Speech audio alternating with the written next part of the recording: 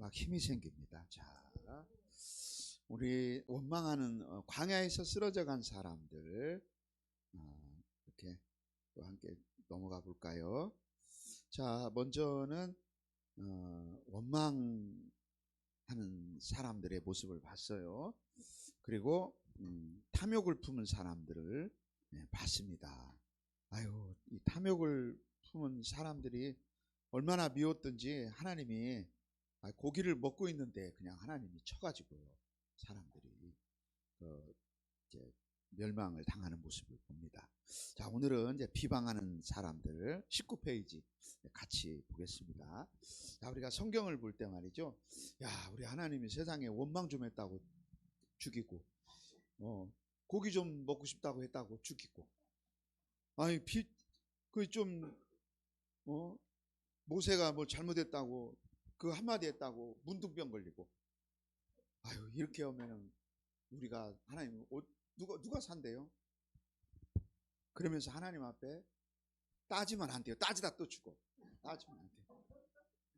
자, 이런 사건들을 뭐라고 말하느냐? 계시적 사건이다 그래요, 여러분. 성경에 일어나는 사건들은요, 계시적 사건이다. 자, 우리 창세기 9장에 가보니까요, 노아가 세 아들들이 있잖아요. 셈과 함과 야벳이 있어요. 그런데 노아가 이제 홍수가 끝나고 나서 포도주를 이제 마셨는데 너무 과음을 한 것 같아요. 그죠? 예. 그 술도 좀 저처럼 적당히 마셔야 되는데, 제 아내가 유튜브로 나가니까 말 조심해야 된다 그랬는데 큰일 났네. 진수 형제 그거 빼줘요. 조심해야 된다고 얘기했는데 너무 많이 마신 거예요. 창세기 9장의 내용이거든요. 그런데 그것을 하필이면은 그 성경에 보면 가나안의 아비. 자, 우리 한번 찾아볼까요? 창세기 9장. 우리가 이제 성경을 이렇게 읽을 때 우리가 은혜를 받고 또 바르게 잘 깨달아야 되겠어요. 자, 9장 우리 20절 같이 읽어봅니다. 노아가 농사를 시작하여 포도나무를 심었더니 포도주를 마시고 취하여 그 장막 안에서 벌거벗은지라. 술 많이 마시면 어떻게 되잖아요, 사람이. 뭐 된다 그러잖아요. 똑같은가 봐요. 다 이제 열이 나니까 그랬는지, 저는 안 마셔봐서 몰라요. 열이 나서 그랬는데 어쨌는지 벌거벗었어요. 근데 하필이면은 22절에 가나안의 아버지 함 그래요. 가나안. 이 함이 이제 가나안의 아버지. 가나안은 어디죠? 가나안 땅, 7 족속들이 사는, 그렇죠? 나중에 하나님께서 이 땅을 멸하시지 않습니까? 그러니까 여기에도 가나안의 아버지 함이라고 이렇게 나옵니다. 함. 이게 함이 아버지의 그 벌거벗은 모습을 보고는요, 그 아버지의 그 허물과 아버지의 부끄러움을 감추어주고, 뭐 또 셈하고 야베된 데 가서 아버지가 술을 많이 잡수고 곤히 주무시니까 들어가지 말라고 이렇게 말을 해준다든지 이렇게 해야 되는데, 그걸 보고는요 밖으로 나가가지고 두 형제에게 알렸습니다. 알려야 될 것은 안 알리고 알리지 말아야 될 것은 알리고. 그런데 23절을 보니까 같이 읽어봐요. 시작. 셈과 야벳이 옷을 가져다가 자기들의 어깨에 메고 뒷걸음질 쳐 들어가서 그들의 아버지의 하체를 덮었으며 그들이 얼굴을 돌이키고 그들의 아버지의 하체를 보지 아니하였더라. 예, 그 아버지도 우리와 같은 사람이고 또 아버지에게도 수치가 있고 부끄러움이 있고 아버지의 실수가 있고, 그것을 이 두 아들은요 덮어줬다는 거예요. 감춰진 거죠. 그런데 세상에 24절에 보니까 무슨 아버지가 술이 깨가지고는요 자기 아들이 한 것을 어떻게 알게 됐어요. 그런다고 그 아들이 그렇게 했다고 저주를 하면 되겠어요, 안 되겠어요? 이 아버지는 어떻게 된 아버지인가? 그 아들을 저주했어요. 25절에 가나안은 저주를 받아 그의 형제의 종들의 종이 되기를 원하노라. 자, 성경을 읽을 때 이런 사건을 어떻게 이해하냐? 계시적 사건이다. 이것은 우리가 1차적으로 보면 노아가 그 아들을 저주한 것 같지만 실제는 그렇지 않다는 거예요. 이것은 하나님께서 이런 일들을 통해서 그를 징계하시는 겁니다. 우리가 또 비슷한 일이 또 어디에 있냐면은 이런 계시적 사건이 이 계시적 사건이라는 건 뭐냐면 본보기가 된다는 거예요. 본보기. 예, 어디에 나오죠? 고린도전서 10장. 하나만 더 보고 여기를 볼까요? 사도행전의 5장에 보면은 아나니아와 삽비라 이야기 너무 유명하잖아요. 아나니아와 삽비라가 은혜를 받았어요. 그래서 그들을 사도행전에 가보면 먼저 자 4장 36절을 한번 보겠습니다. 4장 36절 시작. 구브로에서 난 레위족 사람이 있으니 이름은 요셉이라. 사람들이 일컬어 뭐라고요? 바나바라. 번역하면 위로의 아들이라. 참 사람들의 마음을 위로해주고, 그렇죠? 신앙의 본이 되는 이제 이런 사람이 있었어. 그런데 다른 사람들에게도 이렇게 위로의 사람일 뿐만 아니라 37절에 보니까 자기가 밭이 있는데 밭을 팔아가지고 그 값을 사도들의 발 앞에 두었다. 그러는 거예요. 정말 이게 작은 일이 아니죠. 이 사람이 그런 어떤 그 신앙적인 모든 면에서 본이 됐어요. 자, 그러다 보니까는 5장에 가보니까 누가 나오냐? 아나니아라고 하는 사람이 그의 아내 삽비라와 더불어 이렇게 두 부부가 야, 우리도 저렇게 해볼까? 그리고는요 소유를 팔았습니다. 그 소유는 자기 거죠. 그런데 파는 데까지는 좋았어. 그리고 이제 뭐 팔았으니까 돈이 생겼겠죠. 그래서 마음이 변할 수도 있잖아요, 사람이. 그거는 마음이 변할 수 있어. 그건 아무도 또 모르는 일이고. 그래서 우리가 다 드리지 말고 절반만 드리자. 부부가 마음이 하나 돼서 뭐 절반이 됐건 10분의 1이 됐건 그건 뭐 하나님께 드리고 싶은 만큼 드리면 되잖아요, 그렇죠? 그런데 그들이 2절에 보니까 그 값에서 얼마를 감추었어요. 그 베드로가 이렇게 말하거든요. 4절을 보면요. 4절 읽어볼까요? 시작. 땅이 그대로 있을 때는 네 땅이 아니며 판 후에도 네 마음대로 할 수가 없더냐. 그래요. 그 땅 자기 땅이고 그 팔아도 자기 마음대로 할 수 있. 네 마음대로 할 수 있다는 거예요. 누가 그걸 강요하지 않는다. 땅 있을 때도 네 거고 판 것도 네 마음이고 그걸 가지고 어떻게 하는 것도 다 네 마음대로 할 수 있다는 거예요. 그런데 그게 뭐가 문제가 됐어요? 거짓말한 것이 문제가 됐어요. 하나님을 속인 거예요. 이거 그리고는 마치 그것을 앞에 했던 사람들이 한 것처럼 뭔가 사람에게 인정을 받고 싶었는지 보여주고 싶었는지 이렇게 속이게 된 거예요. 그런다고 그랬다고 사람이 그런다고 말이죠. 어떤 일이 벌어졌냐. 5절에 보니까 시작. 아나니아가 이 말을 듣고 엎드러져 혼이 떠났어요. 혼이 떠나면 어떻게 된 거예요? 죽었어요. 사도가 사람을 죽였어.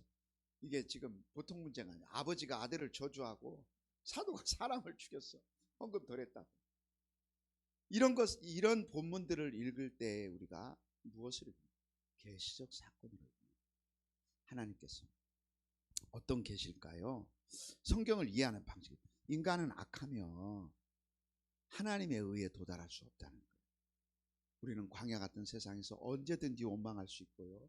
언제든지 탐욕을 품을 수 있고요. 언제든지 비방할 수 있고 언제든지 하나님을 속이고 나 자신을 속일 수도 있고요. 우리는 아무도 장담해요. 그러나 그 죄라고 하는 것은 그 죄의 대가는 너무 크다는 거예요. 로마서 6장 23절에 죄의 싹은 뭐라고요? 사망이에요. 우리 인간 내면에 감추어져 있는 모든 악들이 다양한 사건들을 인해서 폭로되고 그것은 우리에게 이런 저주와 죽음을 가져온다는 거예요. 그렇죠? 우리는 구원받을 수 없는 존재라고 하는 것이 이런 계시적 사건을 통해서 계속 폭로되는 거예요. 그래 로마서 6장 23절 말씀이 그 다음에 뭐죠? 죄의 삭은 사망이요, 하나님의 은사는, 하나님의 선물은 그리스도 예수 안에 있는 뭐라고요? 영생이니라. 예, 영생이니라. 그러니까 죽을 수밖에 없는 우리 죄인을 구원하시기 위해서 예수님이 오신 거잖아요. 아멘. 예. 그래서 우리가 이런 사건들을 이렇게 복음적으로 바르게 이해해야 돼요. 여러분, 하나님께 헌금 드리려다가 만변에서 떼먹으면 죽는 겁니다, 여러분. 이렇게 하나님 말씀을 가지고 협박을 하면 안 돼요.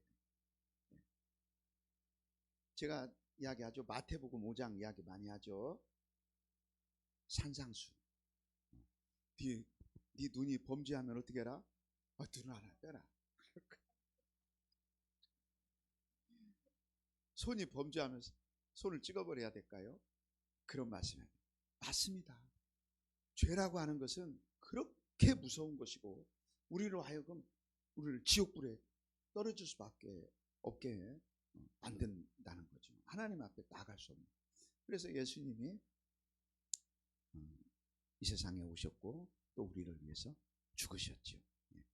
그래서 우리는 순서가 잘못되면 예수 그리스도를 통해서 우리가 구원을 얻었기 때문에, 그렇죠? 구원받은 자이기 때문에 다시 민수기로 돌아가서 광야를 지나는 사람들이 왜 광야에서 쓰러져 죽었는가 배우면서 나는 이제 하나님의 자녀가 되고 나는 구원받았는데 나는 다르게 살아야지, 그렇죠? 원망을 그치고 감사하며 살아야 되겠다. 탐욕을 품지 말고 이제는 오히려 베푸는 사람이 돼야 되겠다. 비방하는 사람이 아니라 허물은 감춰주고 덮어주고 변호해주고, 그렇죠? 예. 그래서 인생의 부메랑인데 부메랑. 내가 감사를 심으면 감사할 일이 되게 돌아오는 거예요. 그렇죠? 예. 내가 나누고 베풀면은 그것이 또 내게 또 돌아오는 거예요. 역사의 부메랑, 인생의 부메랑 다 돌아오는 거예요. 내가 남을 그 사람 안 듣는 데서 칭찬하면은 꼭 또 돌아와요. 아멘이죠. 세상에 비밀은 없거든. 돌아와. 내가 또 어디선가 뭔가를 심어 놓으면은 또 나고.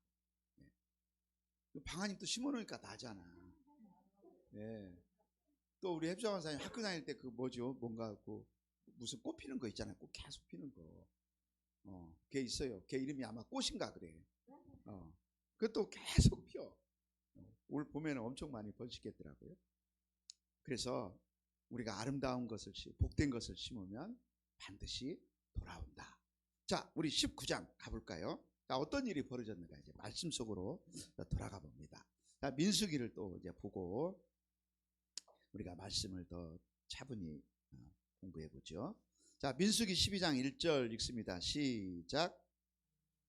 모세가 구스 여자를 취하였더니 그 구스 여자를 취하였으므로 미리암과 아론이 모세를 비방하니라. 자, 모세는 총각인가요? 결혼한 사람인가요? 잘 모르시구나. 모세는 우리가 출애굽기에 보면 이미 가정을 가진 사람이죠. 그런데 구스 여자를 취했어요. 아마 이 여인은 흑인이지 않았을까 싶어요. 자, 어쨌든 이런 일로 인해서 모세가 이제 비방을 듣습니다. 혼나도 싸죠. 그렇죠? 네. 자, 우리 그 책에는 뭐라고 나왔을까? 같이 한번 읽어볼까요? 시작. 광야는 하나님의 은혜와 임재가 가장 분명하게 드러나는 장소이지만, 네. 광야라고 하는 곳은 우리 인간이 살아가기에는 척박하고 힘들고 고통스러운 곳이지만 그만큼 하나님의 은혜와 임재가, 그죠? 우리가 이렇게 돌아봐. 우리 장로님이 그런 말씀하시더라고요. 교회 일찍 와서 기도하시는데, 옛날에는 정말 사람들이 교회 예배당도 저기 금은동으로 나눴잖아요. 앞에는 금자리, 뒤에는 은자리 이렇게 나눴다고요. 그래서 막 은혜를 사모하고, 그렇죠? 그랬어요. 그런 은혜를 어렵고 힘들었던 시절, 그 교회 예배당에 의자도 없고 마룻바닥에서. 저도 처음 그 하나님의 신비를 경험할 때 그때 우리 시골 교회에 마룻바닥이었어요. 근데 그때 부흥회가 끝나고 나면 사람들이 마룻바닥에서 그냥 아무거나 하나 뜯고 자요. 방석 베개하고. 그랬잖아 옛날에. 예. 지금 같은 뭐 어머 목사님 제정신이 아니신가 봐. 누가 요즘 교회에서 자고 그래요. 그러고 그냥 그때는 막 사람들이 철야하고 막. 그러니까 이 광야라는 것이 그래. 그러나 그렇지만은 힘이 드니까 어때요? 20페이지. 동시에 인간 내면 깊은 곳에 있는 죄성이 적극적으로 드러나는. 왜? 힘드니까. 어떤 분이 그 옛날에 욕에 대해서 연구돼. 욕.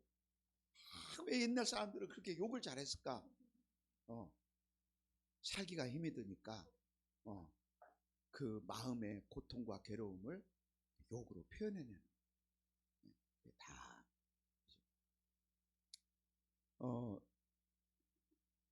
오늘 어제 제가 이제 노회장 그만두고 이제 올라오신 목사님이 마지막 설교 시간에 그런 얘기 하더라고요.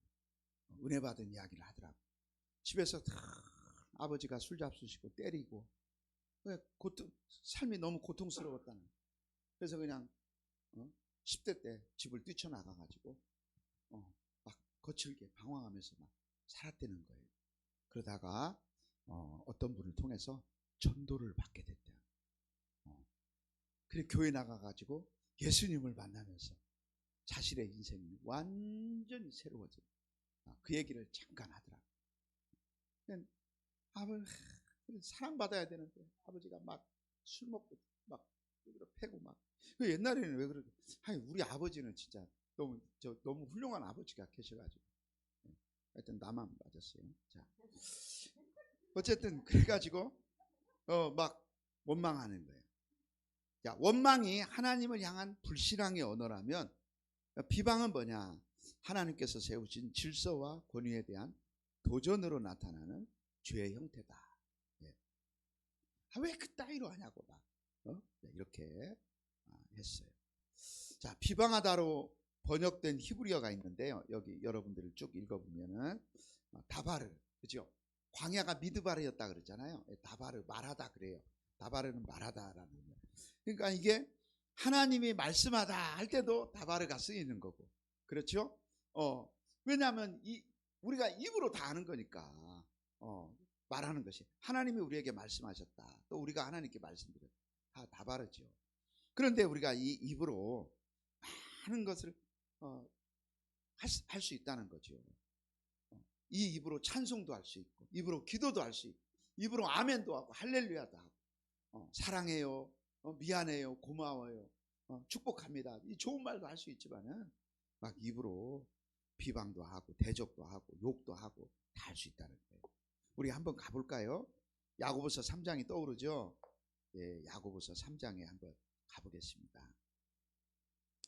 야고보서 3장 가보겠습니다. 우리 1절 읽어봅니다. 시작. 내 형제들아 너희는 선생된 우리가 더 큰 심판을 받을 줄 알고 선생이 많이 되지 말라. 왜 선생은 뭘까요? 여기서 가르치는 자를 말하는 거죠. 예, 가르치는 자. 우리가 많은 것을 가르치기 때문에 그 입이 무겁다는 거예요. 책임이 무겁다는 거지. 자, 2절 같이 읽어봐요. 시작. 우리가 다 실수가 많으니 만일 말에 실수가 없는 자라면 곧 온전한 사람이라 능히 온 몸도 굴레 씌우리라 그랬어요. 말에 실수가 없다면 그 사람은 진짜 온전한 사람이라고 할 수 있을 정도로. 예. 저도 제가 이렇게 칠판에다가 그 어프레이즈 리막이라고 하는 것을 이렇게 영어로 써놨어요. 이게 뭐냐면 신중한 말 한마디라고 하는 그런 의미거든요. 그래서 제가 어떤 우리 목사님 그 장례식, 목사님의 어머니 장례식장에 갔다가 우리가 장례식장에서 이렇게 둘러앉아서 그 이야기들을 나누고 그랬는데 그날 장례식을 마치고 돌아오는데 굉장히 제 마음이 무거웠어요. 내가 오늘 그 여러 목사님들 앉아있는 자리에서 내가 너무 뭔 주제가 하나가 있어가지고 제가 말을 너무 많이 한 거예요, 혼자. 그런데 차 타고 오는데 그날이 어떤 계기가 됐어요, 저한테. 그래서 집에 돌아와가지고 그 목양실에다가 칠판에다가 이렇게 써놓고, 그리고 제가 글을 길게 썼어요. 아무튼 계기가 됐어요. 그러니까 우리가 내가 생활하는 어떤 이 생활 같은 것들이 늘 똑같은 것보다는 어떤 계기가 돼가지고 내가 이제 항상 다른 사람들하고 이야기할 때는 설교 시간에는 저 혼자 다 하잖아요. 그러니까 다른 분들하고 있을 때는 항상 그 대화의 시간을 나눠서 써야 되겠다, 그런 생각을 가졌어요. 우리가 함께 10분을 같이 있었다면 나 혼자 7분 8분 말하지 말고 2분간만 말하고 다른 사람들이 말하면 되고, 그래야 되겠다, 말 끊어야 되겠다, 간략하게. 그것뿐만 아니라 많은 언어를 돌아봤어요. 참 저한테는 그날 그게, 제가 거기서 나쁜 말을 한 건 아닌데, 나쁜 말을 뭘 하겠어요, 목사님들하고 둘러 앉았는데. 근데 그날이 저에게 참 하나의 좋은 계기가 됐던 것 같아요. 그래서 돌아와서 차분하게 그 언어에 관한 글도 쓰고 그랬습니다. 하여튼 그 뒤로는요, 지금까지 그걸 좀 잘 지키면서 오고 있는 것 같아요. 자, 몇 년 전에 지난 일인데, 그렇습니다. 우리 또 한번 읽어볼까요? 3절 읽어봐요. 시작. 우리가 말들의 입에 재갈 물리는 것은 우리에게 순종하게 하려고 그 온몸을 제어하는 것이다. 자, 여기 3절의 말은요, 우리가 쓰는 그 언어가 아니라 말, 호스. 영어로 호스가 되겠죠. 말. 그 말 입에다가 재갈을 물리는 것은 어때요? 그 말을 우리가 통제하기 위해서 그렇다는 거예요. 자, 4절에 또 하나의 비유를 들어 말씀하시네요. 또 배를 봐라. 그렇게 크고 광풍에 밀려가는 것들이지만 키와 나로 사공의 뜻대로 운전하는 것처럼, 이와 같이 우리 혀가요, 너무 우리 몸에서 작은 지체지만 이게 이 영향력이 엄청나다는 거야. 예. 근데 제가 이제 어제도 이제 노예를 하면서 회의를 하면 같은 말이지만 참 좋게 하시는 그런 훌륭한 그 언어를 가진 분들이 있어요. 근데 어떤 분은 같은 말이지만 기분 나쁘게 해요. 네, 같은 말이 그것도 기술인가 봐. 어디서 배우는지 모르겠는데 같은 말을요, 딱 하여튼 다른 목사님들에게 상처가 되게 하는 거예요. 분위기가 싸늘해지게 하고. 그래서 우리는 분위기를 좋게 하는 사람이 돼요. 항상. 얼마나 하나님이 기뻐하시는 마음이 됐습니다. 그렇죠? 그렇습니다. 자, 5절 같이 읽어볼까요? 시작. 이와 같이 혀도 작은 지체로 돼 큰 것을 자랑하도다. 보라, 얼마나 작은 불이 얼마나 많은 나무를 태우는가. 그 말 한마디가요, 사람을 살리기도, 말 한마디가 사람을 죽이기도. 그렇죠? 예, 절망하는 사람을 이렇게. 그래서 6절에 보니까 혀는 곧 불이다. 혀가 불이다. 그렇죠. 우리가 이 똑같은 불이지만 어떤 불은 얼어 죽게 생긴 사람을 살리기도 하고. 그렇죠. 예, 아무리 삼겹살이 맛있어도 불이 없으면 어떻게 돼요? 부고사님, 손을 잡고 삼겹살을 뜯어 먹을까요? 아니죠. 불이 있어야지. 불이 없으면 어떻게 살아? 그렇죠. 예. 그것을 어떻게 쓰느냐. 그러나 그 불이 통제되지 않을 때 집을 태웁니다. 재산을 태웁니다. 사람을 죽입니다. 그와 같다는 거예요. 그래서 정말 하나님이 많이 가르치시더라고요. 저도 목회하면서. 그저께 우리 은비랑 요한이랑 같이 차 타고 가다가 그 얘기했는데, 제가 성경을 읽다가, 오래됐어요. 성경을 읽다가 그 베드로가 말고의 귀를 자르는 그 성경 대목을 읽고 있는데 하나님께서 제게 음성으로 말씀하시더라고요. 너는 다른 사람 귀를 자르지 마라. 이렇게 말씀하신 게 아니라 너는 칼을 뽑지 마라 그러셨어요. 저한테. 칼을 뽑지 마라. 내가 막 상대방에게, 왜냐하면 이 칼을 일단 뽑으면은, 그렇죠, 상처를 준다. 상처. 그러니까 그래서 제가 그날 은혜를 받고 그 성경에다가 너는 영원히 칼을 뽑지 마라. 하나님의 음성을 그들한테 써놨거든요. 자, 우리 9절 읽어보겠습니다. 9절 시작. 이것으로 우리가 주 아버지를 찬송하고 또 이것으로 하나님의 형상대로 지음을 받은 사람을 저주하나니. 우리 그리스도인들은 우리의 입을 축복의 입술. 아멘. 사랑합니다. 축복합니다. 잘 될 겁니다. 예, 괜찮습니다. 고맙습니다. 막 이런 좋은 말들을 많이 해줘야 돼요. 그래서 하나님을 찬송하고 또 사람을 칭찬하고. 예. 칭찬은 뭐 고래도 춤추게 한다고 하더라고요. 그랬습니다. 그래서 이 야고보서에 나오는 3장 그잖아요. 사실 우리가 원망도 뭘로 하죠? 그러죠. 뭐 원망도 입으로 하지 눈으로 하나?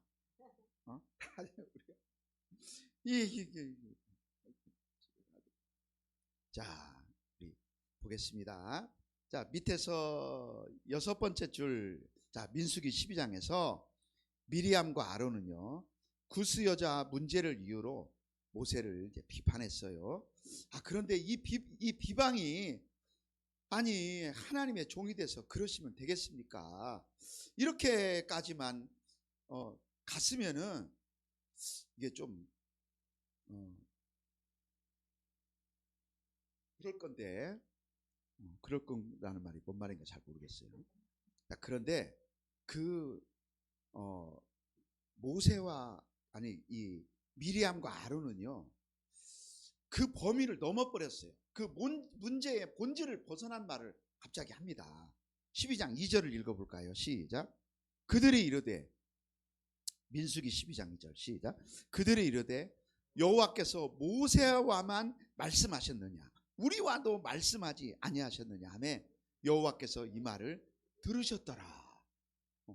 하나님이 주신 권위와 질서에 대한 이야기를 갑자기 하는 거예요.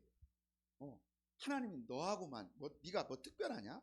뭐 이렇게 하나님이 모세라고 하는 사람에게 주신 그 사람에게 주신 위치가 있어요. 그걸 이야기를 갑자기 하기 시작하는 거예요. 그러니까 그 말이 어떻게 되냐? 하나님이 이 말을 들으셨더라. 그건 뭐예요? 하나님이 들으실 때 이거 옳지 않은 거예요. 그래서 우리 하나님이 이제 그들의 싸움, 어떤 그들의 다툼 사이에 뭐하냐? 개입하시는 겁니다. 개입하시는 거예요. 하나님은 우리가 질서의 하나님이시잖아요. 하나님 왜 아브라함을 택하셨고? 하나님 마음이죠. 그럼 어쩔 거예요? 하나님 아브라함을 택하신 거예요. 그죠? 하나님 우리나라 사랑하시잖아요. 나 한국 사람들 아는 줄 알고 깜짝 놀랐네. 아니, 우리나라를 생각해봐요. 하나님 특별한 은혜를 베풀어 주신 거야. 그렇죠? 예. 참 하나님이 우리나라에 베푸신 은혜를 생각하면 아유, 너무나 놀랍고 감사한 일이죠. 근데 하나님이 어떤 사람에게는 은혜를 주시는. 자, 에서와 야곱이 태어났어요. 근데 하나님은 야곱을 사랑하셨다는 거예요. 그 하나님은 왜 그러십니까? 이렇게 말할 수 있어요? 아니, 그 하나님의 주권이에요. 우리가 로마서를 읽어보면 하나님의 주권에 대해서 안 찾겠어요? 나온단 말이죠. 그건 왜 하나님은 모세를 택하셨습니까? 왜 하나님은 아브라함을 선택하셨어요? 왜 하나님은 다윗을 그렇게도 사랑하십니까? 하나님이 뭐라고 하시겠어요? 내 마음이다. 맞아요. 네? 네. 내 마음이다 그러시죠. 하나님이 우리를 그러니까 존 칼빈이 그 기독교 강요를 썼어요. 제가 설교 시간에 한 번씩 언급하잖아요. 근데 거기에 그 예정론에 대해서 예정. 그래가지고는요, 장로교단 아닌 그 다른 교단들에 있는 사람들은요, 칼빈의 예정론을 막 공격해요. 근데 제가 가만히 들어보면 이 사람들이 막 공격을 하는데 칼빈이 쓴 예정론을 안 읽은 티가 나. 그냥 무조건 어떤 사람을 하나님이 사랑하고 어떤 사람을 구원할지를 하나님이 선택하셨다고 하는 그 자체, 그 하나님의 어떤 절대 주권들 이야기는 한데 칼빈의 예정론을 쭉 읽어보면은 얼마나 그걸 이렇게 하나님의 말씀에 근거해서 쭉 써놨는데, 그 사람 칼빈을 비방을 여기저기 이 미리암과 아론처럼 비방을 하려면 그 책이나 읽고 비방을 해야지, 그죠? 그래서 존 칼빈이 그런 얘기합니다. 이성을 따르지 말고 논리 이성을 따르지 말고 하나님 말씀을 따라라. 하나님 말씀을. 하나님 말씀이 그렇다는 거예요. 하나님 마음이죠. 그렇죠? 저는 어렸을 때부터 시골에 살 때부터 교회 다닐 때 너는 커서 목사 된다고 우리 목사님이 그랬다니까요. 그냥 하나님의 질서, 그죠?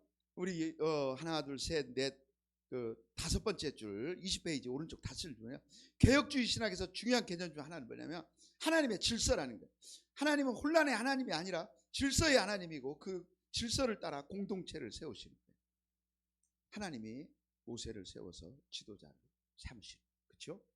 왜 하나님은 여호수아를 세웠을까요? 우리 요한이가 대답 한번 해요. 하나님은 왜 여호수아를 세웠을까요? 모세 후계자로. 하나님 마음이다. 하나님이 뜻하신 거예요. 예. 그래서 여러분 책 읽어봅시다. 자, 모세는 단순한 지도자가 아니라 하나님께서 세우신 언약 공동체의 대표적 중보자였다. 그러므로 모세를 향한 비방은 단순히 한 개인을 향한 공격이 아니라 하나님의 통치 방식 자체에 대한 도전이다. 그 모세가 잘못한 것은 왜 그렇게 했냐고 좀 이야기나 좀 들어봅시다. 뭐 한다든 해야지. 하나님이 당신하고만 이야기하냐고 이러면서 왜 하나님이 세운 질서에 그 도전장을 내미냐. 그렇죠? 그렇습니다. 그렇게 나올 때 모세의 모습이 너무나 우리에게 뭘 줍니까? 아름다운 본보기를 줍니다. 3절 읽어볼까요? 시작.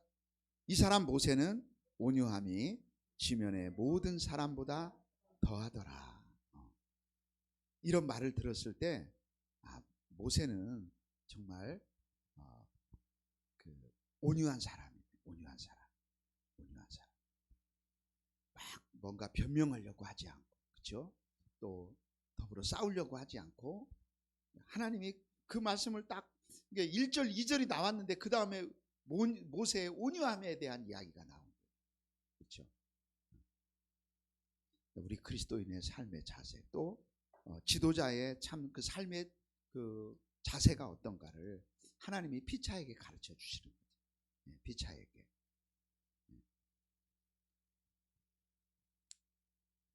하나님은 뭐라고 말씀하실까요? 6절을 같이 읽어보겠습니다. 시작. 이러므로 내 말을 들으라. 너희 중에 선지자가 있으면 나 여호와가 환상으로 나를 그에게 알리기도 하고 꿈으로 그와 말하기도 하거니와 내 종 모세와는 그렇지 아니하니 그는 내 온 집에 충성함이라. 그와는 내가 대면하여 명백히 말하고 은밀한 말로 하지 아니하며 그는 또 여호와의 형상을 보거늘 너희가 어찌하여 내 종 모세에 비방하기를 두려워하지 아니하느냐.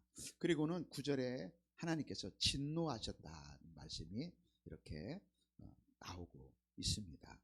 그래서 모세라고 하는 사람은 하나님의 종이라는 거예요. 그렇죠? 근데 이 모세가 우리가 그 민수기의 뒤에 나오죠. 제가 주일날도 이야기한 것 같아요. 하나님이 이스라엘 백성들에게 물이 필요할 때 너는 반석을 명하여 물을 내라 그랬단 말이에요. 그 반석을 향해서 물이 솟아나도록 명령하면 하나님이 그렇게 하시겠다는 거죠. 기적은 하나님이 일으키시니까. 근데 모세는 어때요? 성질 났어. 그래갖고 반석을 내쳤어. 그러니까 모세가 잘못한 일에서 대해서 누가 징계해요? 하나님이 딱 징계하는 거예요. 너는 약속의 땅에 들어가지 못할 거야. 그러면서 하나님께서 징계해요. 그래서 우리가 공동체 속에서 먼저는 하나님의 질서 앞에 우리가 순종하고, 또 주의 종은 하나님의 말씀에, 그렇죠, 철저히 순종하고. 왜냐하면 그 위에 전능하신 하나님이 계시니까. 그것을 하나님이 우리에게 가르쳐주고 계십니다. 그래서 우리 20페이지 거기 밑에서 하나, 둘, 셋, 넷, 다섯, 여섯 번째 줄 한번 볼까요? 자, 시작. 모세는 자신을 낮추는 사람. 모세는 자신을 낮추는 사람. 그리고 미리암과 아론은 자신을 높이려는 사람. 예, 그렇습니다, 여러분. 자, 다윗과 사울의 차이점이 있잖아요. 다윗과 사울의 차이점. 다윗은요, 자기를 죽이려고 하는 사울을 살려줍니다. 그 엔게디 광야에서. 이거 어디 나오죠? 사무엘상 우리 한번 가볼까요? 진짜 이 사무엘상 22장을 먼저 가보겠습니다, 여러분. 사무엘상 22장 가봐요. 22장 가보면요, 이 사울은요, 여호와의 제사장들을 85명을 죽입니다. 다 죽여. 와, 이런. 자, 18절 한번 읽어볼까요? 벌써 절수도 안 좋잖아. 자, 같이 읽어봐요. 시작. 왕이 도액에게 이르되, 여기서 왕은 누구냐? 사울 왕입니다. 자, 다시 읽어봐요. 왕이 도액에게 이르되 너는 돌아가서 제사장들을 죽이라 하매, 에돔 사람 도액이 돌아가서 제사장들을 쳐서 그날에 세마포 에본 입은 자 85명을 죽였더라. 와, 여러분, 우리가 18절을 읽었는데요, 그 위에 17절 맨 끝에 보면 왕의 신하들이 손을 들어 여호와의 제사장들 죽이기를 싫어한지라. 왕이 죽이라고 하지만 하나님의 종들을 죽이면 안 된다. 지금 사울이 제정신이 아니에요. 그럼에도 불구하고 왕의 신하들이 두려워하는 거예요. 그런데 이 도액이라고 하는 사람, 이 자가 그날 그 사울이 이제 명령을 내리니까 가서 죽입니다. 뿐만 아니에요. 19절도 읽어볼까요? 시작. 제사장들의 성읍 노베 남녀와 아이들과 젖 먹는 자들과 소와 나귀와 양을 칼로 쳤더라. 왜 그럴까요? 사울이 그렇게 시기하고 미워하는 다윗을 도와줬다고 다 죽여버리는 거예요. 그런데 24장에 가보세요. 이게 사울과 다윗의 큰 차이예요. 지금 24장 1절을 보면 다윗이 어디 있나요? 자, 읽어볼까요? 시작. 사울이 블레셋 사람을 쫓다가 돌아오매 어떤 사람이 그에게 말하여 이르되 보소서 다윗이 엔게디 광야에 있더이다. 지금 다윗은 정신없이 도망 다니는 거예요. 그러다가 이제 막 사울이 쫓아오니까 그 어느 굴 속으로 들어갔어. 굴에 들어갔는데 하필이면요, 그 누굽니까? 사울이 자, 3절 보겠습니다. 3절 시작. 소리내서 읽어봐요. 시작. 길가 양에 우리의 이른즉 굴이 있는지라 사울이 뒤를 보러 들어가니라. 다윗과 그의 사람들이 그 굴 깊은 곳에 있더니. 뒤를 보러 들어갔대요. 뭔 일 보러 들어가요? 사울은 똥 싸다 죽었다. 네? 진짜 너무 웃음이 나서. 그런데 다윗의 사람들이 이렇게 말합니다. 4절에 보소서 여호와께서 당신에게 이르시기를 내가 원수를 네 손에 넘기리니 네 생각에 좋은 대로 그에게 말하라. 다른 사람들은 그렇게 해석을 했어. 당신을 죽이려고 하는 저 사울을 하나님이 오늘 지금 죽이라고 앞에다 갖다 놓지 않습니까? 이렇게 사람들은 그 사건을 이렇게 이해하고 있는 거예요. 그런데 다윗은 일어나서 사울의 겉자락만 살짝 했어요. 그리고 그것도 5절에 보니까 그렇게 한 후에 마음이 찔렸다. 참 이런 그 다윗은 보니까 사람이 아닙니다. 어떻게 이런 마음을 가질 수 있을까요? 그렇죠? 예. 그러니까 참 하나님이 다윗을 사랑하죠. 예. 하나님이 다윗을 사랑하죠. 그러나 이 사울은 와, 그죠?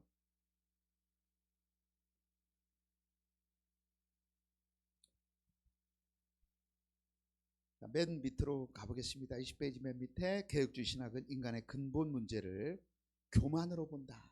그죠? 교만. 하나님처럼 되려고. 하나님처럼 내가 모든 걸 다 내가 하나님 중심, 내가 마음 중심에 하나님, 내가 하나님이야. 그러면 하여튼 내가 저기 나에게 좋은 건 선한 거고 나에게 나쁜 거니까. 나한테 잘하면 좋은 사람이고 나한테 못하면 나쁜 사람. 우리 다 이제 그렇게 한단 말이죠. 그러나 그래서는 안 된다고 하는 거예요. 그래서 이 모든 일에 하나님이 개입하셨다 그래요. 그래서 우리가 21페이지 왼쪽 중앙에 윗부분에 보니까 미리암이 어떻게 해요? 나병에 걸리는 심판을 받게 됐습니다. 나병에 걸렸어요. 그런데 다시 민수기로 가보면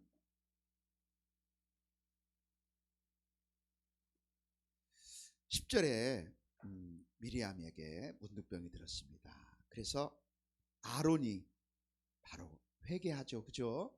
아론이 회개합니다.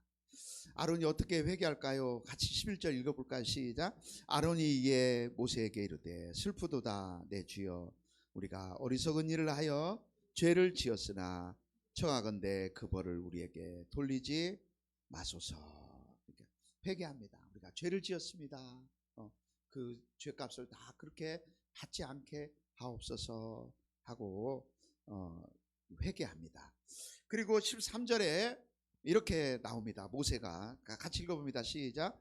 모세가 여호와께 부르짖어 이르되 하나님이여 원하건대 그를 고쳐 주옵소서. 자, 문제가 터졌습니다. 처음에 모세가 잘못했습니다. 미리암과 아론이 그걸 알았고 이야기할 수 있었어요. 그런데 그것을 하나님의 질서와 권위에까지 일이 확대됐습니다. 그래서 이제 그 일로 문둥병이 걸렸어요. 그렇죠? 그러나 거기서부터 또 문제를 풀어갑니다. 문제를 풀어가는 건 뭐죠? 잘못을 인정하고 회개하는 거예요. 그죠? 또 주의 종은 엎드려서 그는 아이고 저 혼 좀 나야 됩니다. 아주 잘 됐어. 그러면 그런 심보라면 그 문둥병이 그 못된 신부한테 가겠죠. 그러나 아론이 또 회개하고 모세는 또 하나님 앞에 부르짖습니다. 부르짖는다는 건 뭐죠? 그냥 하나님께 하나님 좀 고쳐주셔야 되겠는데 이게 아니라 간절히 그 마음을 다해서 하나님 은혜를 베풀어 주시라고 이렇게 기도하는 그런 모습을 봅니다. 그래서 모세는요 항상 부르짖는 거야. 11장 2절도 그렇죠? 하나님께서 막 악한 말로 원망하는 백성들에게 막 불을 일으켜 가지고 그들이 벌을 받지 않습니까? 11장 2절도 한번 읽어보죠. 시작. 백성이 모세에게 부르짖음으로 모세가 여호와께 기도하니 그래요. 우리를 살려주십시오. 이거 뭐가 잘못됐습니다. 그러면 모세는 또 하나님 앞에 기도하고 부르짖고 이게 이제 공동체가 이렇게 살아가는 거예요. 서로에게 잘못을 인정하고 어떻게 우리가 공동체가 완벽할 수 있어? 그렇죠? 때로는 우리가 실수를 저지르든 아니든 알고 큰 죄를 짓든 간에 반드시 따라오는 것은 잘못을 인정하고 회개하고 또 우리가 함께 기도하고 그러면서 서로 이 공동체를 치유해 나가는 교회 같은 데 막 깨지고 그런 거 보면 끝까지 목사는 그냥 성도들한테 악쓰고요 또 그냥 싸우고 이거 얼마 전에 보니까 어느 교회 그게 영상까지 또 찍어가지고 유튜브에 또 뉴스에 올라오죠. 그렇죠? 어느 권사님이 올라와가지고 뭔 이야기를 하니까 부목사가 뭔가 가지고 잡아서 패대기를 쳐버려. 봤어요? 안 보길 잘했어요. 그거 가지고 또 이제 또 형사 고발 들어갔더라고요. 참. 자, 우리 밑에 줄을 말씀 정리할까요? 밑에서 6번째 줄 올라가 봅니다. 시작. 개혁주의 신학은 교회를 어떤 공동체? 보이는 공동체. 예, 그렇습니다. 하나님은 보이시지 않지만 그러나 하나님이 통치하시는 그의 통치는 사랑과 구조를 통해 드러난다는 거예요.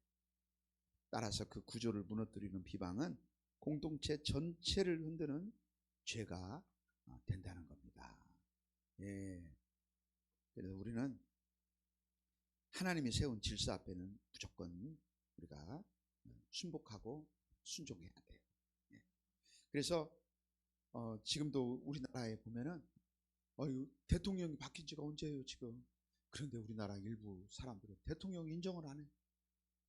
그냥 대놓고 아주 막 이렇게 욕을 하고 그냥 비판을 하는 정도가 아니에요. 막 아주 저주를 막 퍼부어. 그래서 이게 참 큰일이다. 근데 하나님이 기뻐하지 않으실 거예요. 우리 민주주의는 정당한 소리를 낼 수 있거든요. 그렇죠? 정치적 발언할 수도 있고 못할 수도 있고. 근데 그냥 막 인정하지 않고 저주하고 잘못된 모습. 자, 우리 광야에서 밑에 세 번째 읽어봅니다. 시작. 광야에서 많은 사람들이 쓰러진 이유는 외적인 고난 때문이 아니라 내면의 죄성이 드러났기 때문이다.